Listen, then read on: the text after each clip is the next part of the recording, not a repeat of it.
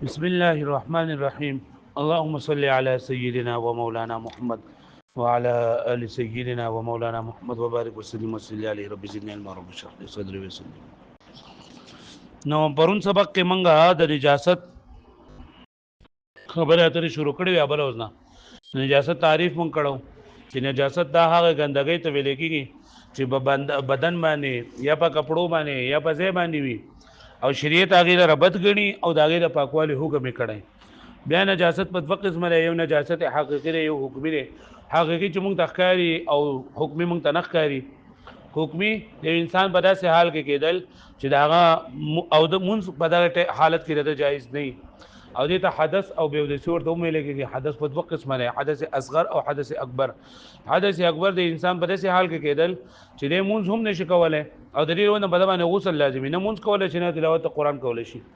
او حدث اصغر چې د انسان په داسې حال کې کېدل چې په باندې او 10 ول لازمي داږي د وجنه او د مونږ کو په داسې حال کې نشي کولای خو د قرآن مجید تلاوت نه دا کولای شي. بیا موږ دا ویلو چې نجاست حقيقي څه ته وایي؟ ګندګي چې مسلمانانو باندې لازم وي چې هغه نظام پاک کی او کم کپړو ته یا کم ځای ته رسیدل نه هغه وینځي. بیا نجاست حقيقي په دوه قسمه ده،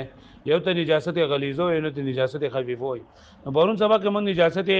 غلیظه ویلو چې دا هغه نجاست په داسې دلیل سره ثابت شوی چې پای کې څه شوبه نه وي. او اته قسم سيزونه دي چې دا نجاست غلیظه لکه وینه بهیدون کی او شراب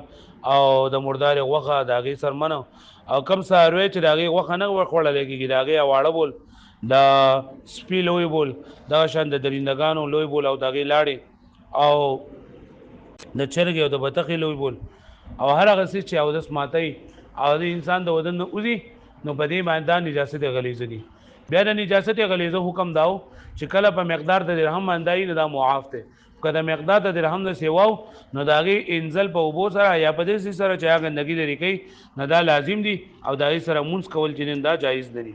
نن سبق کې نجاست خفیفه وي. د نجاست حقيقي دوه قسمونه، یو نجاست غلیظه او یو نجاست خفیفه. نو نجاست خفیفه دي ته وي چې هغه نجاست د یقیني تور باندې ثابتو بلکې د بعضی دلیلونو نه د هغه پاکواله معلومیږي او د بعضی نه د هغه نجاست معلومیږي. نو دې د نجاست خفیفه وي. د نجاست خفیفه د لګي درې قسمونه ذکر کړی دي، د اس واړه بول او دا شان هغه ساروي چې د هغه غوخه خوړل کېږي د هغه واړه بول او داسې مرغۍ چې د هغه غوخه نه خوړل کېږي د هغه لوی بول. د نجاست خفیفه حکم داره چې کله په بدن باندې په کم وجود په کم حصہ باندې لګیدلی کداغي سلورمه حصہ دا ګندګي وا جو صحیح کړه سلورمه حصہ نه سیوا وا نو بیا پای ګندګي باندې موږ دګي مطلب پلستونه دی ګند شوی دی پلستونه باندې ستانه نجاست خفیفه لګیدل نو دا لستونه با سلور دی تقسیم کې ک سلورمه حصہ د اسخاوا جو بیا به موږ دګي اگر سلورمه نه کم وا جو بیا بګي دا شان پخپه باندې لګیدل د خپې با خپې بسلوري سي کې او کپ لمن باندې لګیدل جو لمن بسلوري سي کې کپ هر د وجود په هر حصہ باندې لګیدل جو اب سلوري سي کې او دای سلورمه حصہ کا زیاده وا جو بیا پیډه کې او کم جو بیا پیږي وګورئ اوس نور مسائل به هم دي ادم دي. ان نجاسه الخفيفه نجاست خفيفه وهي التي دا هغه ګندګي دا لا يجزم على نجاستها چې یقیني چې فیصله نه کولای کېږي د دې په نجاست باندې چې یقیني فیصله نه کولای کېږي د دې په نجاست باندې ولې لوجود دلیل اخر د وجه د بل دلیل د موجود کېدو نه يدل على طهارتها چې بل دلیل هغه دلالت کوي د دې په طهارت باندې. مطلب یعنی یو دلیل دا و چې داسې ښکاره نجس ته او بل دلیل لري په پاکواله باندې دلیل بیا هي التي لا يجزم هي التي دا نجاست خفیفه دا هغه ګندګي دا لا يجزم چې د دې دا ګندګي د دې دا ناپاکي فیصله نه کولای کیږي پس باندې اعلی نجاست یا د دې بګندګي باندې لوجود دلیل آخر د وجه د بل دلیل د موجودیدونه يدل على طهارتها چې هغه دلالت کوي د دې په طهارت باندې. لکه پوه شو په باندې خادي بیا وای امثله النجاسه الخفيفه دا نجاست خفیفه مثالونه نجاست خفیفه بسې نو بول الفرس دا اس واړه بول نو اوس ګوره یو کدی ته مونږ ګورو چې دا واړه بولي نو دا هونه پاګني خو کدی ته ګوري چې اس داسې سروې دی چې د هغې غوښه خوراک جایز دی د اس خوراک جایز دی خو د اس دا حلال سروې دی خو دا پیغمبر صلی الله علیه وسلم په زمانه کې چې خلکو غله اسونه خوړل نو د هغې بیا پر جهاد دپاره چونکې آله ده او د جهاد دپاره سامان دی نو په دې کې به کمی راتلو نو پیغمبر صلی الله علیه وسلم چې دا تاسو مه خورئ پوه شوې مې باندې نو د واړه بول د فرس سری د اس دا نجاست خفیفه ده ویم بول الحيوان الذي يؤكل لحمه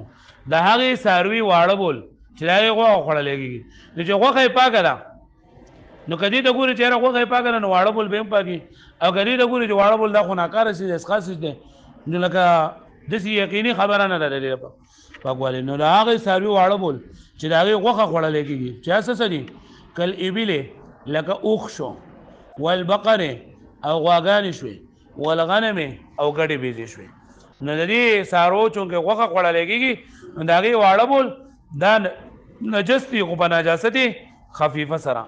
لکه داسې چې تاسو اوس وایئ چې واړه بول پاک دي واړه بول پاک نه دي نجس دي خو په څه سره په نجاست خفیفه سره ځکه پیغمبر صلی الله علیه وسلم یو پیره صحابه کرام څه خلک چې دی نه دا راغو او ځانې مسلمانان ښکاره کو نو چې کله هغو په مدینه منوره کې یو څو ورځې تېرې کړلې نو د هغو دا خېټې وپړسېدلې او وجودونه یې ګډ وډ شول نو پیغمبر علیه الصلاة والسلام وی دلته کې کم ځای کې د صدقې اوښان چې دي نه دا سریږي هلته یې بوځئ او هلته کې د هغې پی او د هغې واړه بول په وڅکئ نو دا به ښه شي نو چې هغوی هغه واړه بول وڅکل او د هغې هغه پی وڅکل نو هغه خدای پاک ښه کړل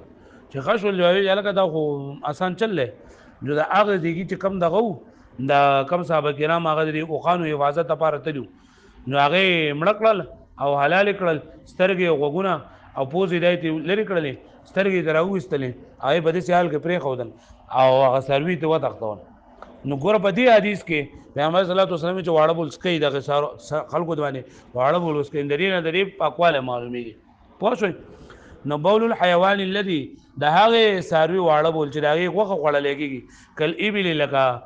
اوښ شو والبقرې ګډې دا دغه شوې د غواګانې والغنمې او ګډې بیزې نمبر 3 خرء الطیر الذي لا یؤکل لحمه د هغې مرغۍ لوی بول ګندګي چې د هغې غوښه نه خوړلی کېږي داسې مرغۍ چې غوښه یې نه خوړلی کېږي باز بادشاه او دغه شانتې دا کارغه وغیره حکم النجاست الخفیفه د نجاست خفیفه حکم نو قد عفی عن النجاست الخفیفه معاف کړلی شوي دي د نجاست خفیفه نه ما لم تکن کثیره کله چې هغه ډېر نه وي یعنی نجاست خفیفه که لږ وي جو معاف دی او که ډېر وي جو معافو نه دي اوس مې ډېروالی به څونه وقدر الکثیر بربع الثوب والبدن او مقدر کړی شوي دي اندازه کړلی شوی دی دا ډېروالی اندازه کړی شوی دی ډېروالی بربع الثوب د کپړې په څلورمه حصه یا د بدن په څلورمه حصه باندې ګوره لکه موږ مسه کوو ټول سر مسه کول سنت دي خو که چېرې څلورمې حصې مسه وکړله جدا د پوره نه نو څلورمه حصه چونکې د کل کار ورکوي نو دغه شانتې په کپړه باندې لګېدلې ده په بدن باندې لګېدل ده نو هغه بدن هغه کپړه دا به لکه په څلور ځای باندې تقسیم کې که څلورمې حصې نه سوا وه جو بیا هغه نجاست خفیفه سره مونځ نه کېږي او که کمه وه جو بیا صحیح دی لکه پوه شوئ لکه ما تاسو ته وویې چې په لستوڼي باندې لګېدلی دی جو لستوڼی به څلور حصې کې پوه شوئ او که دغه شان په لمن باندې جو لمن به څلور حصې کې که په خپه باندې لګېدل جو خپه به څلور حصې کې که په بټه د لګېدل جو بټه به څلور حصې کې دغه شان دي وایي کذا عفیه دا رنګې معاف کړی شوي دي عن رشاش البول هغه دارې د وړو بولو رشاش دارو ته وایي اذا کان مثل رؤوس الابر کله چې وي دا په شان د سر د ستنې لکه ستنې د سر نه نو داسې واړه لکه کله چې خلک واړه بول کوي عام طور باندې په کموډ باندې خلک واړه بول کوي نو چې داسې یو خو چې داسې څنګه لوی بولته ناسې داسې کېږي نو بیا خو دارې نه کوي خو چې کله دا بس داسې ناسې نو دا واړه دارې راځي تاسو لري چېرته فکر ورته کړی نو دغه چې په کپړو باندې ولګي دغه وړې دارې ده چې کله لګي نو هغې باندې دا معاف دي او که کله ډېرې وي لکه اوس تا او ټوټې دې سٹارټ کړی دا په دا نو بیا خو نه پاکه ته څه نه شر کا واړو بول دین دا دغه وړو بولداري دین دا صحیح دي وړو بولداري صحیح نه دي کو چې کله دا لګي زکه دینه انسان ته اندازان نشي ساتله پوه شئ نو کدا عفیه دا رنګ موافق له شوی عن رشاش البول اغا دار د وړو بولو اذا كان مثل رؤوس الابر کله چې دا پشان دستن دستن د سرونو پشان ته ابر څه ته ویلېږي ستنې ته لکه پوه شو به باندې بیا وس د دې نه مسلې وای اذا ابتل الثوب النجس او الفراش النجس بعرق نائم او بلل قدم اذا ظهر اثر النجاسه دسی چل لے کنه ما تو ګوره سخا کپڑا دا نجس کپڑا دا نجس ستو لګيږي چې بری باندې نجاست غلیظه لګیدلی یا به نجاست خفیفه لګیدلی دغه ته نجس وای پوه شئ یعنی دا په دغه ګندګي دا کم وا تقسمونه چې تیر شول دا نجاست غلیظه دي او دا درې چې کم تیر شول دا نجاست خفیفه دي نو کپڑا دا نجس ده یا بستر چې دا نجس ده پدې معنی یو سړی چې دا اود شو پدې معنی یو سړی څه شو اود شو او اود شو د ګرمۍ کې دی اود شوی دی او بجلی نشته پنکې ونکې نه لګېدل دا په وجود باندې خوله راغله دا په وجود باندې سره لاله خوله راغله اوس دا خوله دا لري ګندګۍ سره میلاو شوله پوه شئ نو کله دغه ګندګۍ اثر د دې بدن ته رسیدلو اثر څه مطلب دی چې دا په تولای کې چا واړه بول کړي ماشومان په واړه بول کړي اته په قسم لاسته او هغه تامنه خولې رااله هغه لونواله درې وړو بولو ستاره وجود سره ولګي او څنګه د دې وړو بول نه بدبو کې ستانه بدبو خطا نو لکه دا ستا وجود اوس بیل ماز شو پوه شئ یا خپې لمدې دي او دستې کړه خپې لمدې دي او د قلم دی خپې ستا پسخه کپړه باندې تیر کړلې یا په سخه بستر باندې تیر کړلې او اقا ګندګي هغه اثر ستاري لمدو خپو ته راغی لکه خپل لمدره او په ګندګي باندې کې خو دا نو هغه ګندګي ستاري خپو خپې د سخه شوې نو لکه دا چې نه دا څه شو لوسو دا ستاره خپې اوس بیل مازه شوې دا اوس انځي خبره باندې پوه شوې تاسو وګوره وسه او کچرته دا د دې ګندګۍ دا اثر د خپوتا یا د بدن ته نه ظاهر شوی نو بیا نجس نه دي پوه شوي اذا ابتل الثوب النجس کله چې لمدشي اسخا کپڑا نجس کپڑا ابتل معنا سره کپڑا لمدشي اذا ابتل کله چې لمدشي سلمدشي الثوب النجس هغه اسخا کپڑا نجس کپڑا او الفراش النجس یا نجس بستر فراش بستری ته وي پس سره لمدشي بعرق نائم د اود سړی په خواله باندې عرق څه ته وي او نائم څه ته وي اودا او بلل قدم یا د قدم په لونوال سره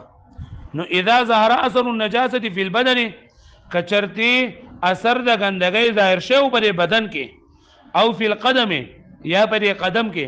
په قدم یعنی په خپل باندې نو حکم بنجاسه البدن والقدم نو حکم بلګولېږي د بدن او د قدم په ناپاکۍ باندې و اذا لم يظهر اثر النجاسه في البدن او القدم کچته نو ظاهر شي اثر د ګندګۍ په بدن کې یا په قدم کې نو لم يتنجسا دا ځوان بیا نجسو نوي لکه پوه شو به باندې ویم پسې کا بسته یاد بشي راته دا واړو شبه